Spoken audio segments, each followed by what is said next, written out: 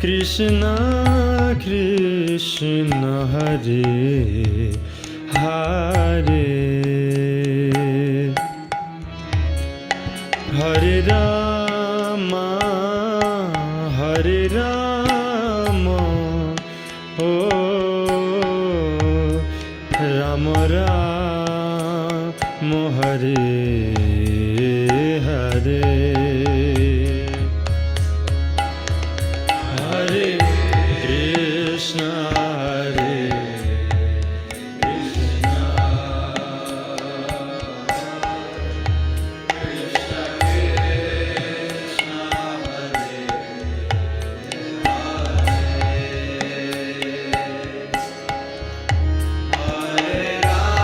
Hare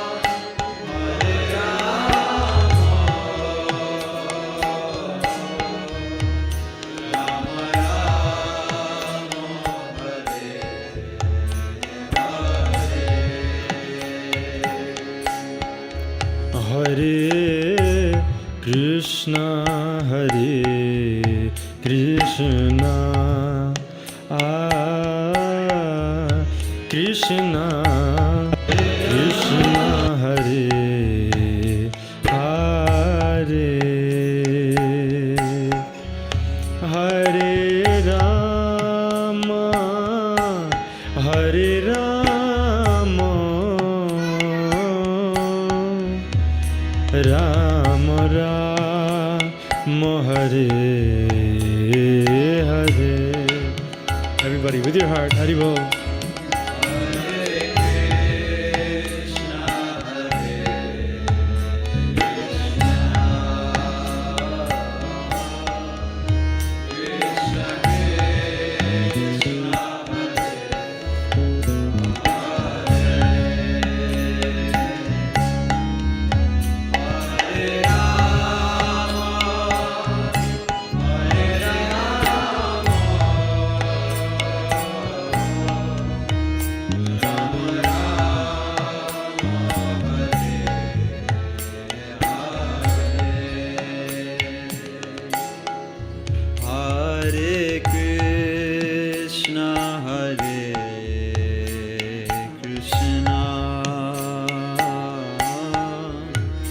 Krishna Krishna Hare Hare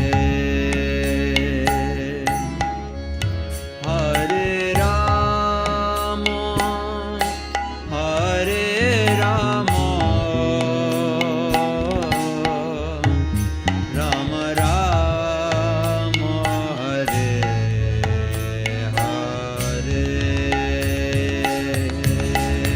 Hare Krishna Hare Krishna Krishna Krishna Hare Hare Hare Rama Hare Rama Rama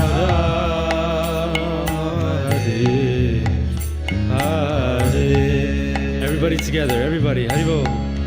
Hare Krishna, Hare Krishna, Krishna Krishna, Hare Hare, Hare Rama, Hare Rama.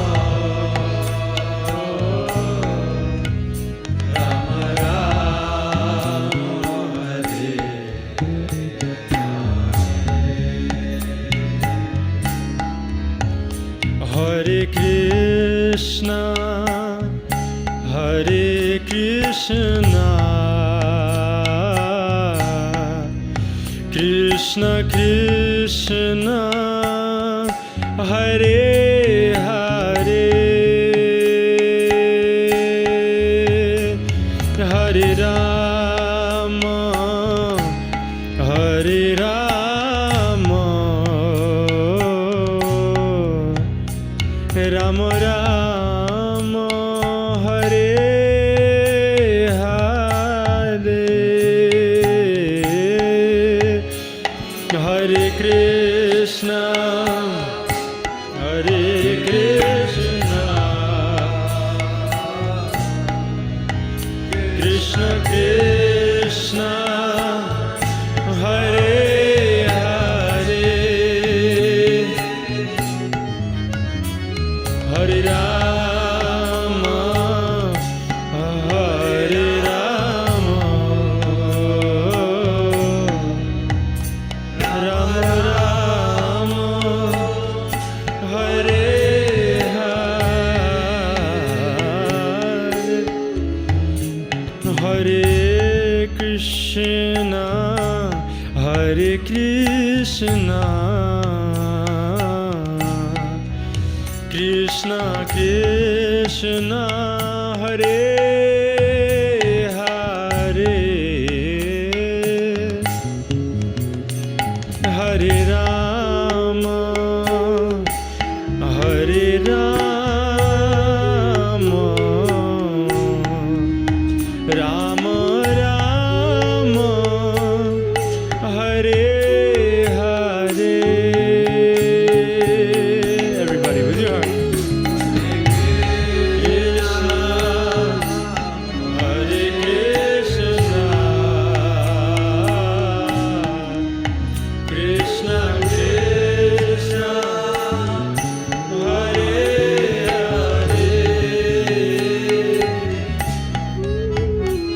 Hare Rama, Hare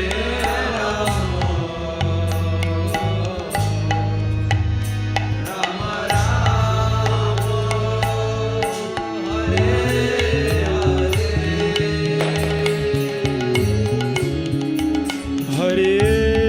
Krishna, Hare Krishna, Krishna Krishna, Hare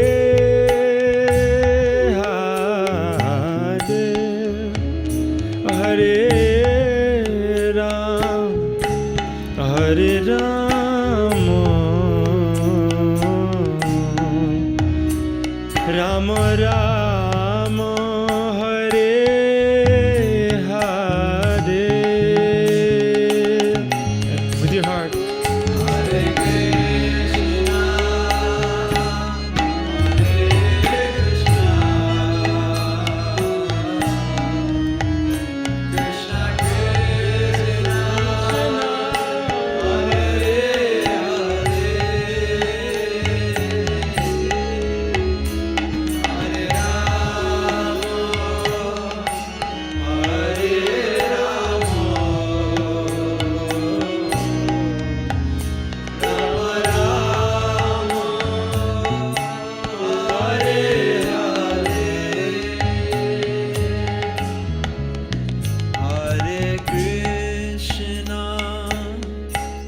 Hare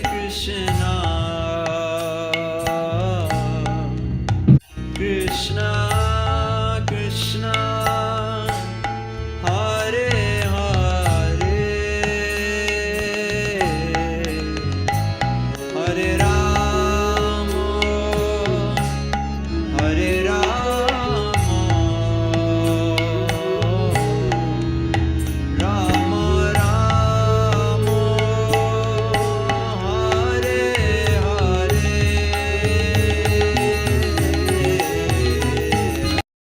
Hare Krishna devotees, please accept my humble obeisances of Guru Srila Prabhupada. Welcome devotees to our morning Bhagavatam class. This morning we will be continuing Srimad Bhagavatam, Canto 1, Chapter 10, verse 24. And the chapter is entitled Lord Krishna, The Departure of Lord Krishna to Dwarka. The class will be given by Dronacharya Prabhu from ISKCON, Philadelphia. Hare Krishna Prabhu, please accept my humble obeisances. All Guru Srila Prabhupada. Hare Krishna, please accept my humble obeisances. Jai Gurudev, Jai Srila Prabhupada. All yours, Prabhu. It's great to be with you in the Harrisburg Yatra on this Monday morning. Yeah, my apologies for being late. It's it's it's a struggle. And on Monday morning, I gotta get my son to school, and there's always just so much traffic Monday morning. I guess No just get problem, Brother everybody running Charya. late, and then pulling a teenager out of bed on a Monday struggle. But No problem. We I appreciate you I so much for actually still making the time and giving us your time on Monday mornings. I have a couple more weeks left of school. Then You're counting it down, huh? I should be right on. I should be on time No going problem. forward No problem, Prabhu. during the time off. Go right ahead. It's all yours. Jaya Radha Madhava Kunja Bihari Jaya Radha Madhava Kunja Bihari Gopi Janavallabha Girivaradari Jaya Gopi Janavallabha Girivaradari Yashodanandana Brajajanaranjana Yashodanandana Brajajanaranjana Yamunatiravanachari Yamunatiravanachari Jaya Radha Madhava Kunja Bihari Jaya Radha Madhava Kunja Bihari Gopi Janavallabha Girivaradari Jaya Gopi Janavallabha Girivaradari Yashodanandana Brajajanaranjana Yashodanandana Brajajanaranjana Yamunatiravanachari Yamunatiravanachari Jaya Radha Madhava Kunja Bihari Jaya Radha Madhava Kunja Bihari Jayam Vishnupad Paramahamsa Parivrajikacharya Ashotatara Shishi Matas Divine Grace Srila A.C. Bhaktivedanta Swami Prabhupada Ki Jai Jayam Vishnupad Paramahamsa Parivrajikacharya Ashotatara Shishi Matas Divine Grace Srila Bhaktisiddhanta Saraswati Goswami Thakur Maharaj Ki Jai Nantakoti Vaishnava Vrinda Ki Jai ISKCON Founder Acharya Srila Prabhupada Ki Jai Namacharya Srila Haridas Thakur Ki Jai Prem Skoho Shri Krishna Chaitanya Prabhu Nityananda Shri Advaita Gadadhar Shivasari Gaura Bhaktivinoda Ki Jai Shri Shivara Krishna Gopa Gopinath Shama Kun Radha Kun Giri Govardhan Ki Jai Shri Vrindavan Dham Ki Jai Shri Navadvip Mayapur Dham Ki Jai Ganga Mai Yamuna Mai Ki Jai Bhakti Devi Tulsi Devi Ki Jai Shri Harinam Sankirtan Ki Jai Samaveda Bhaktivinda Ki Jai Nitai Gaura Premanande Hari Hari Bo. All glories the assembled devotees. Hare Krishna. All glories the assembled devotees. Hare Krishna. All glories the assembled devotees. Hare Krishna. All glories, the lotus feet of Shri Shri Guru and Shri Gauranga. Namo Vishwadaya Krishna Prasthaya Bhakti Shrimate Bhakti Tirtha Swami. Namane Namaste Krishna Padaya Prabhupada Shraddhatmane Shri Gaurakaruna Shakti Bhakti Tirtha Iti Namane Namo Vishnu Padaya Krishna Prasthaya Bhutale Shrimate Bhaktivedanta Swami Niti Namane Namaste Saraswati Devi Gauravani Pacharine Nirvishesha Srinivadi Paschatya Deshatarine Om Namo Bhagavate Vasudevaya Om Namo Bhagavate Vasudevaya Om Namo Bhagavate Vasudevaya Narayanam Namaskritam Naram Chaiva Narottamam Devim Saraswatim Vyasam Tato Jayam Udirajit Nasta Prayeshu Abhadreshu Nityam Bhagavata Sevaya Bhagavati Uttama Shloke Bhaktir Bhavati Naishtuki. My regular attendants, Before reciting Srimad Bhagavatam, which is the very means of conquest, one should first offer one's respectful obeisances unto the Supreme Personality of Godhead, Lord Narayan, unto Nara Narayan Rishi, the supermost human beings, unto the goddess Saraswati, who is the goddess of learning, and unto the author Srila Vyasadeva. My regular attendance in classes on Srimad Bhagavatam, as well as rendering service to the pure devotee, all that is troublesome to the heart becomes almost completely destroyed, and devotional service becomes established within one's heart as an irrevocable fact. We're continuing the 10th chapter of the first canto. This is the Lord Krishna. He is leaving Hastinapur after the Battle of Kurukshetra and the activities that happened thereafter. Savayam Shakya Anugita Satkuto. Let me start that again. Savayavyam Sakya Anugita Satkato Vedeshu Guyeshu Chaguya Vadibi Ya Eka Isho Jaga Atma Lilaya Srijatya Avatyai Atina Tatra Sajate. The word for word. Saha, he, by, also. Ayam, this. Saki, oh my friend. Anugita, described. Satkataha, the excellent pastimes. Vedeshu, in the Vedic literatures. Guyeshu, confidentially. Cha, as also. Guya Vadhibi, by the confidential devotees. Yah, one who. Eka, one only. Isha, the supreme controller. Jagat, of the complete creation. Atma, super soul. Lilaya, by manifestation of pastimes. Srijati, creates. Avati ati, also maintains and annihilates.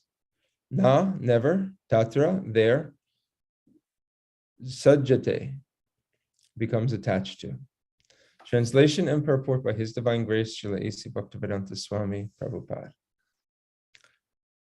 Oh, dear friends, here is that very personality of Godhead whose attractive and confidential pastimes are described in the confidential parts of Vedic literatures by his great devotees.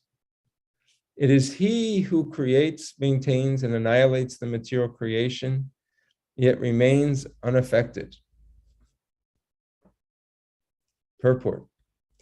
As stated in the Bhagavad Gita, all the Vedic literatures are glorifying the greatness of Lord Sri Krishna. Here it is confirmed in the Bhagavatam also. The Vedas are expanded by many branches and sub-branches by great devotees and empowered incarnations of the Lord, like Vyas, Narada, Shukadev Goswami, the Kumaras, Kapila, Prahlad, Janaka, Bali, and Yamaraj. But the Srimad Bhagavatam, especially the confidential parts of his activities, are described by confidential devotees like Shukadev Goswami. In the Vedanta Sutras or Upanishads, there is only a hint of the confidential parts of his pastimes. In such Vedic literatures as the Upanishads, the Lord has expressively been distinguished from the mundane conception of his existence. His identity being fully spiritual, his form, name, quality, and paraphernalia, etc., have been elaborately distinguished from matter. And therefore, he is sometimes misunderstood by less intelligent persons as impersonal. But factually, he is the Supreme Person, Bhagavan, and he is partially represented as Paramatma or impersonal Brahman. Om Agyanata Barandasya Gyananjana Shalakaya Chakshur Umilitam Yena Tasmai Shri Guruve Namaha Shri Chaitanya Manobishtam Stapitam Yena Bhutale Swayam Rupa Kadamayam Dadati Swapatantikam Vanchakopatarubhyascha Kripasindhuvya Evacha Patitanam Pavanevyo Vaishnavevyo Namo Namaha Jai Shri Krishna Chaitanya Prabhu Nityananda Shri Advaita Gadadhar Shivasadi Gaura Bhakta Vrinda Hare Krishna Krishna Krishna Hare Hare Hare Rama Rama Rama Hare Hare.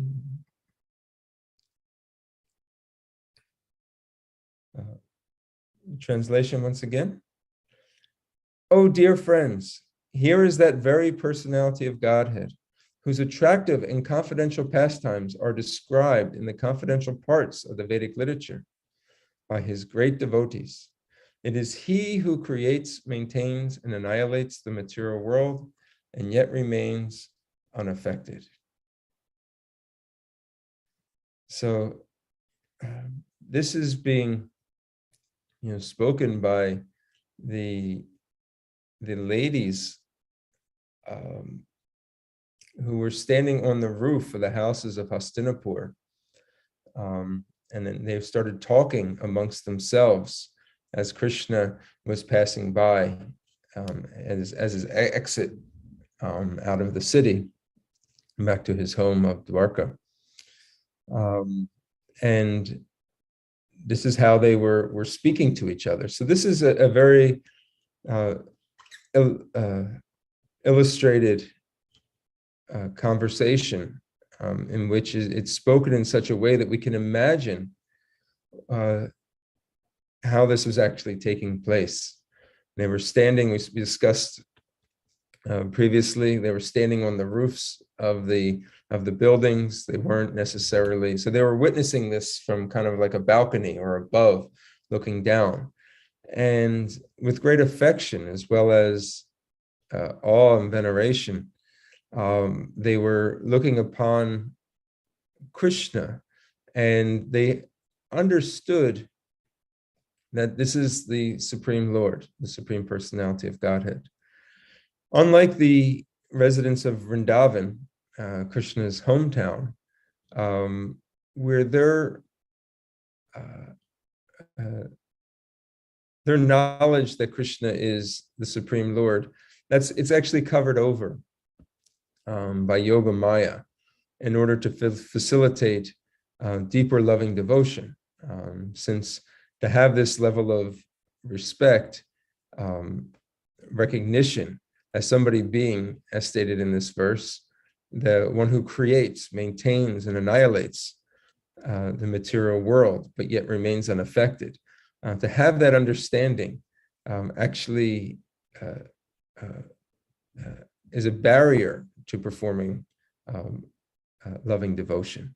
So in order to facilitate this, Krishna and his yoga, with his Yoga Maya, his internal potency, creates this sort of illusion, a positive illusion, which actually enhances one's relationship with the Lord.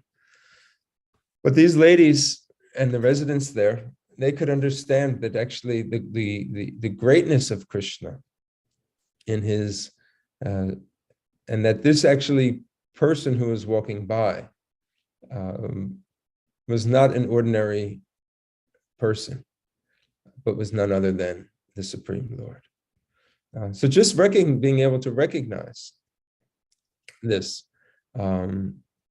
is a tremendous feat, because Krishna says one cannot actually understand me if there is no devotion. You have to have some level of knowledge that's imparted to you by a great spiritual authority.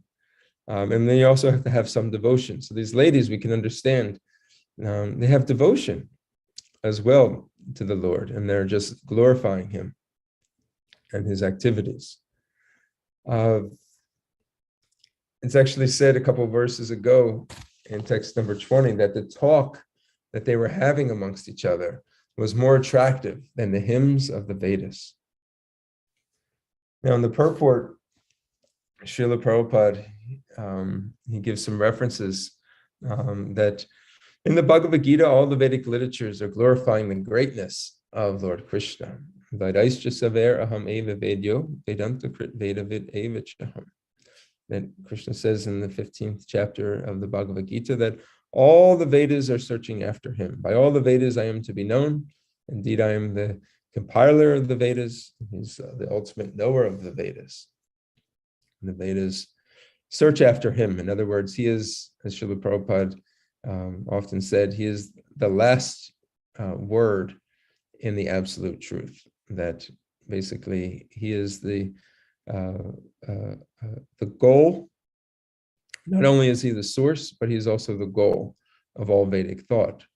The Vedas were created in this world and compiled really for the upliftment of human civilization and to be able to give as a blueprint a methodology in which the fallen conditioned souls that have come to this world and that are under the influences of the modes of goodness, passion, and ignorance, that are struggling very hard with their minds and senses in order to understand and transcend this material world, will have a pathway. So actions can be classified in different ways. Those actions that are in accordance with Vedic injunctions, those actions are called karma, in which one will receive good reactions from. And those actions that are against the scriptural injunctions, those activities are called vikarma, or actions which will have negative reactions, and actually sinful reactions in which one will have to suffer from. So this process of the Vedas was put forth so that human civilization will have a methodology to be able to follow and actually advance and pull oneself up. And in such a way, the Vedas are quite vast. They cover a large variety of topics. And one can easily get, although the Vedas will lead one to Krishna,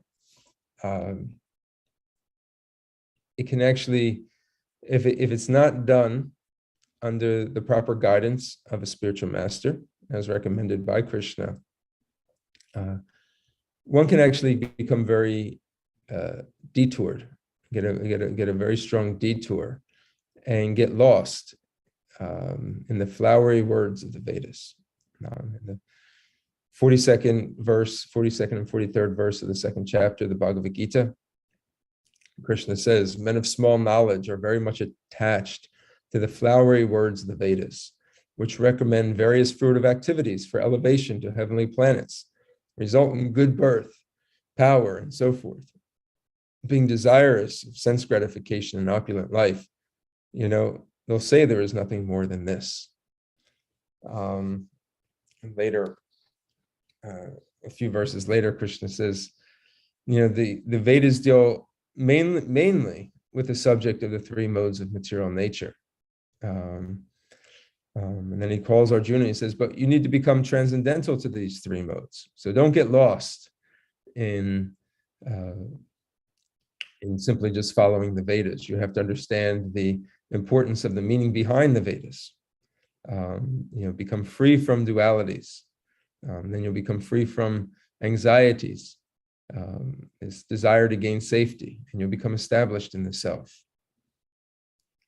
And he gives the example of how all purposes served by a small well can at once be served by a great reservoir of water. Similarly, all the purposes of the Vedas can be served by one who knows the purpose behind them. So this is a lesson, a very instructive lesson for us, is that we can become very easily distracted if we're not under proper guidance. And that is the role of the spiritual master and the acharya, to lay out the pathway, the proper medicine, to be able to decipher through all of the knowledge that is out there, and to give us the essence of what we need to know in order to advance in our spiritual life. In fact, Srila Vyasadeva, as we well know from our earlier studies of earlier chapters of the Srimad Bhagavatam, is that he was quite despondent. Even though he compiled and divided the Vedas into different categories, and he did so in order to help this misguided civilization. He understood that he was actually despondent, and he was unsatisfied. He realized that there was something still lacking in him. And when Narada Muni told him what was actually lacking is that, yes, you covered so many variety of topics, and you've become well accomplished in your activities that you did in order to help people. The fact that you've not exclusively glorified the source of the Vedas, which is Lord Sri Krishna, and made it clear, abundantly clear, that Krishna is the goal of all of one's activities, then you will remain in this condition. So as soon as Vyasadeva began to do that, he understood that the goal of all his activities actually fell short until he actually compiled, the Srimad Bhagavatam. He then spoke it to his son, Sukadeva Goswami. He spoke it to Maharaj Parikshit, and then later on, as we're studying here, Sutta Goswami, is imparting this same knowledge unto the sages of Naimisharanya. So with it, we see detailed information about the Lord and all his incarnations, why he comes to this world, and ultimately how to transcend this world and engage in our original dharma, which is pure devotional service to the Supreme Lord.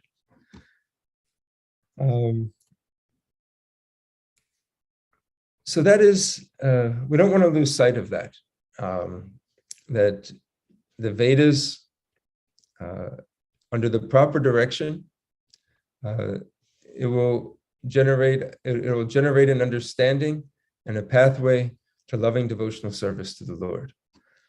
However, if we are not under the proper direction, we could get lost.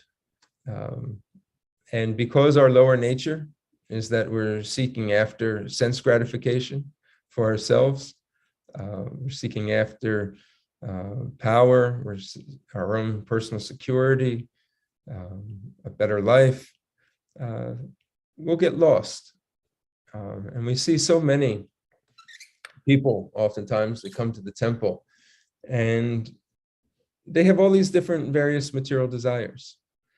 And they feel as if, okay, so maybe if I start worshiping the demigods, or if I start doing these various different rituals or different activities, different fasts, or, different types of pujas, that will actually, and I want to mix in some bhakti with it. Of course, we can do some kirtan, and I'll sponsor a feast, and we can have prasadam, but there's still a level of attachment to performing different types of activities, which will bring about fruitive results in this material world. And that is not the pathway which Srila Prabhupada and the Guru Parampara has passed down to us. And following in lines with the Srimad Bhagavatam, if we really want to reestablish our lost relationship with Krishna, the goal has to be pure devotional service. And it can't become, even though right now when we practice, we may be in a realm where it is mixed as we begin the purification process. But gradually, as we stay the course and have that strong desire, that sincerity within the heart to serve Krishna with unalloyed devotion, of uncontaminated devotion, the desire to want to do so has to be there. And when that is there, Krishna and his devotees will actually create and begin to remove all those unwanted barriers that lie within us. But if we're not convinced that pure devotional service is actually in our best interest, and we still want to maintain that, you know what, I still have to worry about, what's going to happen to me in my next birth. I still want to make sure that even in this life, I'm getting, the results of my activities so that I can increase some of my standard of living in this life. We will remain in more or less a compromised position, a compromised state of life. It's almost like you're living with you're straddling a fence, and one leg is on one side and one leg is on the other side. So you'll be very slow in what you actually do. And then, of course, it's very dangerous. One slip and then you fall on the fence. So just wanted to mention that. And the other point here is that we want to talk about is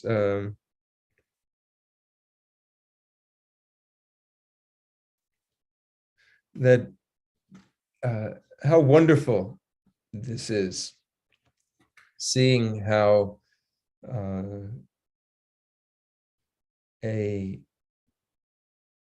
being able to hear the close-up accounts of how these devotees, and in particular these ladies, were understanding Krishna's activities. We're getting a live account. So this isn't just kind of passed down. So oftentimes we wonder, okay, what was it like for the people that actually saw Krishna, talked to him, were in his presence?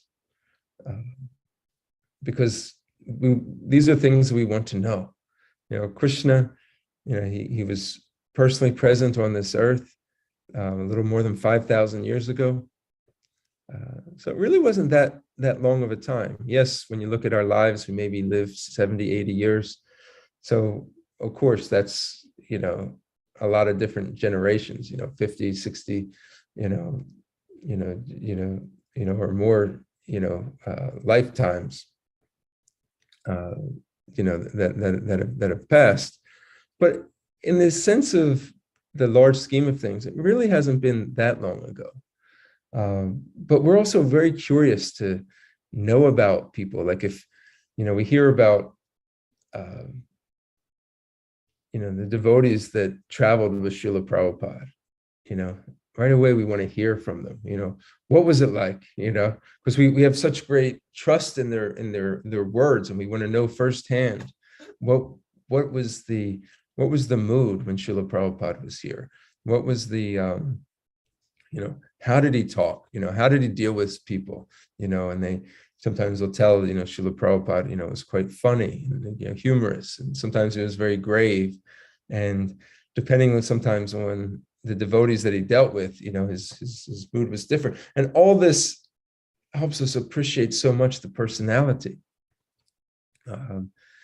Now, when we hear, and then we go back to hearing the different, accounts of the different devotees. We like to read about them, the different acharyas that came, Srila Bhaktisiddhanta Saraswati Thakur, Bhaktivinoda Thakur, is very attractive to us, especially from the people that, had personal relationships with these individuals. We go back to Sri Chaitanya Mahaprabhu, and when we hear the accounts of the kind of the witness of the devotees that served with Mahaprabhu, the first-hand accounts, it brings great satisfaction to us to be able to understand that this is who this personality was. And this is how the devotees at that time, they interacted with him. This is the way they thought about him. Even when, you read, this is common throughout history, not just in religion. We want to know from people that were close to the situation what things were actually like. We want to hear from the direct disciples. So here we're hearing about this is confidential, confidential in the sense that it's coming from, a firsthand account of the people that were there and how they were glorifying. Now, the Upanishads and the Vedas, Srila Prabhupada writes, he says, there's only a hint of confidential parts of his pastimes. In fact, they're more focused on distinguishing, Krishna as a spiritual entity, or the absolute truth as a spiritual entity. But don't give actually great detail into the personality of Godhead. And that's why the Srimad Bhagavatam, especially the accounts of the Supreme Lord and his interactions with the devotees, we can understand how fortunate we are to be able to have access to this. There's a Bhakta Nicholas who started coming to the temple about a year ago, and he's in the process of just trying to. He's searching, and he definitely has a love and appreciation for Krishna consciousness, but he also has, some attachment to just studying a lot of the various other scriptures that are out there, specifically within the realm of the Vedas. And, he's got copies of the different Upanishads and the different Puranas. And the conclusion, whenever he kind of drifts away and kind of comes back, is very impersonal. He can't wrap his mind around that Krishna is actually a person. And then when he spends time with the devotees, several weeks with the devotees, he then starts to get the impressions of Krishna's pastimes, start to leave an impression upon him. And you can tell he's very conflicted because of the source of knowledge that he's taken from. And it's really no fault in these scriptures. It's simply just that this is the stress or the emphasis that's been put on them. That Krishna's mundane conception, that his body is material, that he's not a fully spiritual being, to be able to distinguish that there's a difference. These Vedic scriptures, they do a very, very excellent job in distinguishing that, to the regular person without any type of knowledge. But look at Krishna just as a historical person. Okay, he may have been a great person.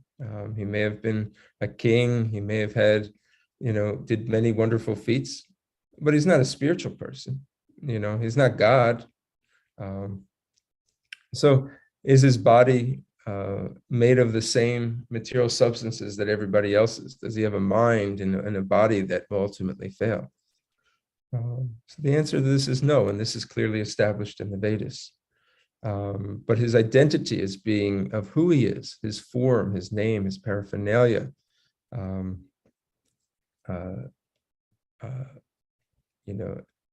clearly described in a very personal way. This is confidential, and this is being revealed here by the ladies and the other devotees that are witnessing his pastimes. So let's not get, again, it's an important lesson for us so that we don't have to get diverted. We don't need to get confused. Follow this great book of Srimad Bhagavatam. When we speak, we should speak from the Srimad Bhagavatam, the Bhagavad Gita, and these other books that Srila Prabhupada has given us, to really focus in on the wonderful process and pure process of bhakti, so that we don't have to find ourselves in a place of compromise, and that we can, with sincerity, call out to the Lord that please allow me to approach you with pure devotion. Please remove these obstacles that stand in the way of pure devotion. And this aspect of the absolute truth, Bhagavan, the Supreme Person, which has been understood to be the original and the final word in the absolute truth. Allow me to have a relationship and personally serve Lord Krishna. So we can stop here. If there's any thoughts or discussion about or takeaways from this particular verse and purport, we can have a few minutes to discuss. Thank you so much, Dronacharya Prabhu. Such a wonderful class, and thank you for bringing us back to continuing to read the Bhagavatam, to really dive deeper and not get diverted. I really like that point. It was so important. Would like to ask devotees if you have any questions, any comments, any clarification, or even a question that we can discuss on to get clarification. Please do unmute yourself, or you can just jump right in and ask a question, or you can post it in the chat and I can definitely read it out. There was one thing that was coming to my mind, Dronacharya, as you were speaking, was, sometimes we've seen devotees kind of getting confused, probably diverted, probably not willing to accept that Krishna is the Supreme Personality of Godhead, because they view a particular population or group of people, they think that Krishna came after in the eighth, incarnation, when he appeared in Vrindavan, the whole pastime, and because they look at Vishnu as the first. So how do we deal with such situations, Prabhu? From the platform of the Bhagavatam, it's a very common thing. So even, what people learn from their childhood, or even if you're a person, even from the West, if you just say, hey, I want to just learn more about Hinduism and I want to study, you'll find that, Krishna is an avatar of Vishnu. And there's nothing, it's not that chanting, worshiping of Vishnu, that's a wonderful thing, even if we come to the platform of worshiping Vishnu. But there's a correct understanding and an incorrect understanding. So I've also heard that. I heard, there used to be a person who used to chant, and they'd always say, Hare Rama, Hare Rama, Hare Rama, Rama Rama, Hare Hare, Hare Krishna, Krishna Krishna, Hare Hare. I said, why?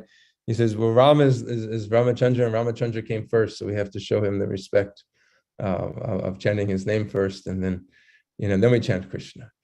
And this wasn't like an initiated devotee. It was just it was a God-loving nice Indian gentleman, but he was convinced that this is the way, and I don't want to show any disrespect. But when we hear that Krishna says Ete cham sakalam pumsam Krishnastu Bhagavan Swayam. So actually, it's not Krishna. It's coming from Srila Vyasadeva, and then through Sukadeva Goswami and Sutta Goswami that all of the various incarnations, they're ultimately coming from Krishna, who's the original personality of Godhead. This also comes from the Brahma Samhita. That talks about that there are so many various expansions and incarnations, and how they're like candles, and all those candles have the potency of the original candle, but yet one lights all the others. So when they're all lit, you can say, "Oh wow, they're all lit. They're all effulgent. They're all giving off heat. They're all giving off light." But there's one candle that has lit all the other candles. There is one original personality of Godhead, and he expands himself. And the Bhagavatam clearly explains how he expands himself, and it's quite detailed.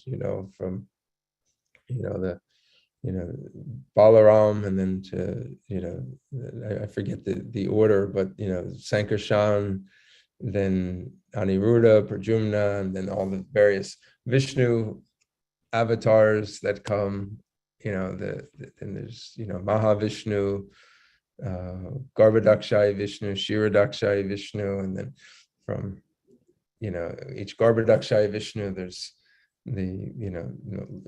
each universe, and there's the Lord Brahman, there's different size universes. I mean, it becomes so expansive, and so oftentimes people think that it goes back to the conception that who is God? And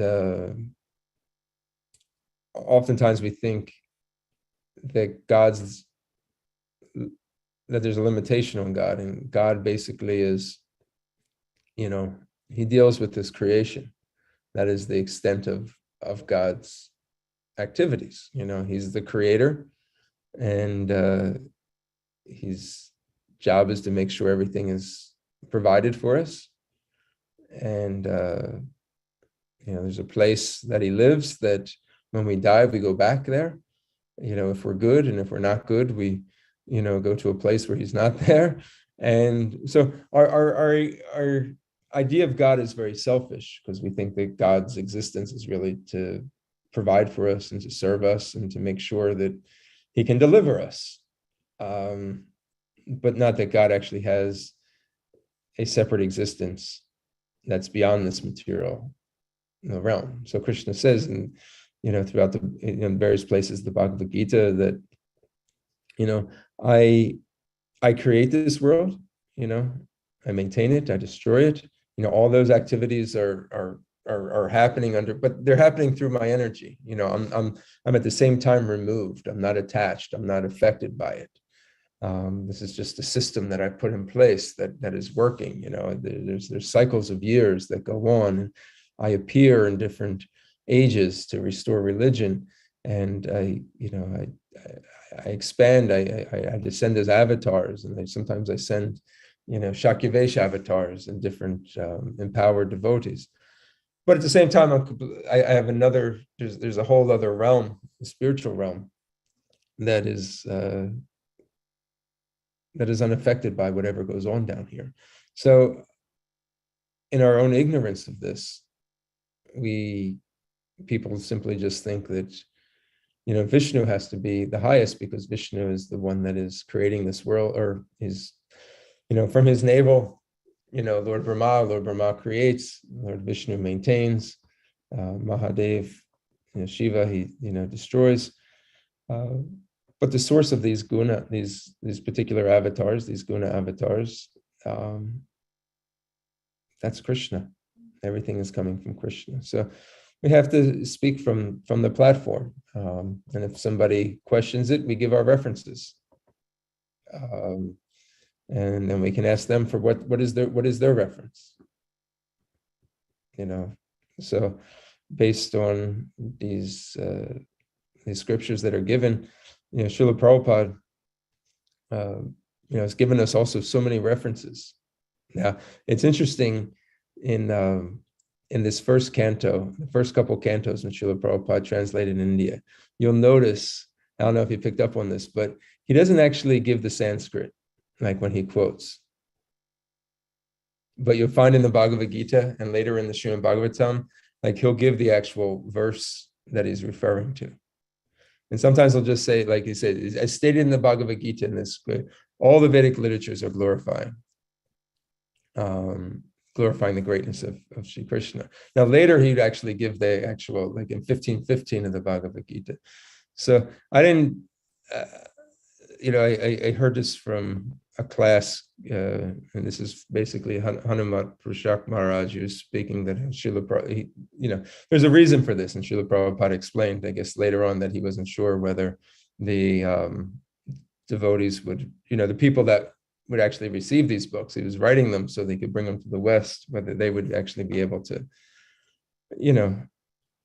follow along, would it have any importance to them? But then when he started having disciples that were actually able to read Sanskrit and that wanted to study and research, and he started providing all the, various references. But Srila Prabhupada gives us so many references, that we can be able to quote from. And so if people either challenge or they're curious, we can explain to them, who Krishna, Krishna is the source of all the incarnations. Thank you so much, Prabhu. Yeah, that was really nice, and that was a nice catch that I didn't catch that by Srila Prabhupada when he was stated in the Bhagavad Gita. Good point.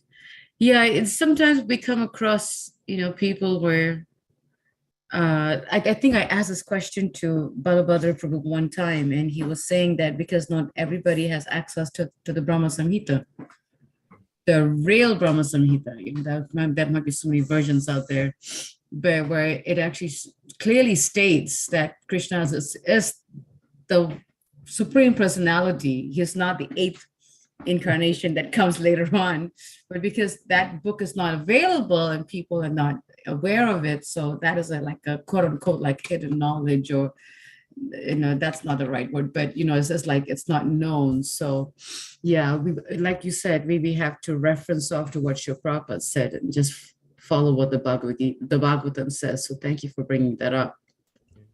Would like to ask devotees if you have any. Yes, go ahead. I was just going to say, because he does come in a particular time, but it's almost like if but that doesn't limit his ability, to be still the source, so it's like, I'm thinking that if, it's just like a king would come to a prison, right? And sometimes he would send his, representatives to come. So, okay, I'm not going to go that day. I'm going to send another, representative of me. And then one day I'm actually going to go myself. And does that mean all the people that came before him were superior to him? Or would you say, no, actually, these are all representatives of the king. And, the king actually sent all these other people to come, ahead of time, before me. And then it just, for his own desire, for his own schedule, he came at this particular time. So it doesn't, I think we could use that argument that it doesn't, just because Krishna came at a particular time, it doesn't, he can come whenever he wants to. He chose to come at this particular time based on his sweet will. But it doesn't limit him in any way, that he, comes when he comes. So I think there's a lot that we can present, with regards to that, and then back it up with, the Shastra, as you said. But your example was amazing, Dronacharya. Yeah, and it's, we see it in every aspect of life, whether it's, even like if the manager sends an instruction to somebody and not, him personally, it doesn't mean that his instruction is invalid. or that person is a representative. Yeah, that's a very nice way you said it. Thank you for adding that extra point. That was nice. Any other questions from devotees? Any other thoughts? Any clarification? Any point for discussion? And if there isn't, just a quick reminder to devotees that we have our Bhagavad Gita circle today at 6 o'clock, where we will be continuing Bhagavad Gita chapter 6, and the chapter is entitled Dhyana Yoga. We humbly request you to join us. It's such a beautiful reading, and being part of it, I see why ISKCON Philadelphia really goes on that Bhagavad happy hour. It's really powerful. It's really powerful. It's so sweet. Yeah, I'm so glad the Harrisburg Yatra, has added this, to their to their list of services that they do, to the community, the list of classes, because it is nice. It's nice to be able to hear and just, short, not too long, especially at the end of the day. It helps bring you back to the center. It reminds me of Srila Prabhupada's sandwich program. That's right. And I have to say we were devotional service during the day. Yes.